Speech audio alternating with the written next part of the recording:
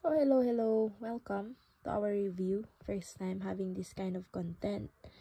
Let's talk about hirap mag-video habang nagsusulat. Chest tube. What is chest tube? It is connected, or you are going to connect this one if there is air or fluids in the pleural space.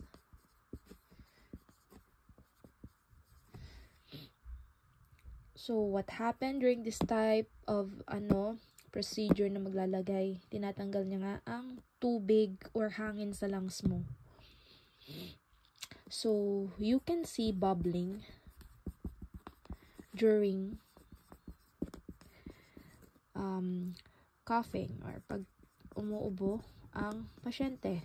Is that normal? Normal. But it is not normal if it is continuous. Kahit hindi naman siya umuubo or something, may bubbling doon sa makikita mo sa mismong chest tube. If it's continuous, it's not normal. It indicates air leak. May hangin na lumalabas. Pag natanggal ba ang chest tube, what would you do? Ilalagay mo lang siya sa sterile water. Yung pagkakain, hindi ko lang guys, pero never ko pang na-experience to. Okay, sterile water daw, and cover the site yung site mismo ng, alam nyo yung natanggal yung tubo, may site siya, area siya, lalagyan nyo siya ng sterile gauze to avoid mga pumasok na hangin.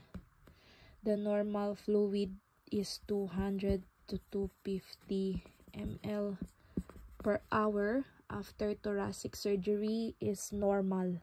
Pag more than 70 ml after the first hour, it indicates bleeding.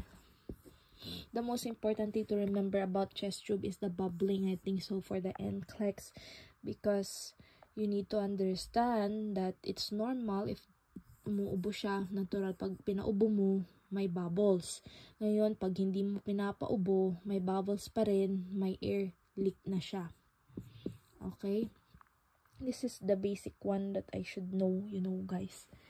At ang stripping ba, is it safe? No, it causes negative pressure to the client's chest and it is not performed regularly.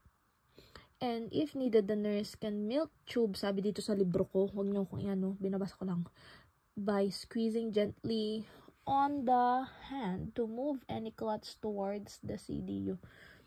Yung pag may milk, ang pagkaintindi ko dyan talaga, hindi naman ako genius guys, yung tube, kapag may mga, doon, yung bara-bara, mini-milk yun, pero hindi naman everyday, hindi siya pwedeng hindi siya regular, kapag as needed lang siya, okay? But the most important thing to remember here is the bubbling. Sana makuha nyo ito kung sino man mag-NCLEX dyan, na sabi dito, it is expected if the patient is coughing during exhalation. Pag na-exhale siya, umubo siya, diba? If it is intermittent or gentle, this is according to the reviewer na nabasa ko guys. And pag hindi naman, pag vigorous siya, it indicates water leak. So that is our first I don't know why I'm sharing this. Maybe I'm just bored or gusto ko lang mag-share ng something. Sana nakatulong, sana intindihan nyo. Thank you.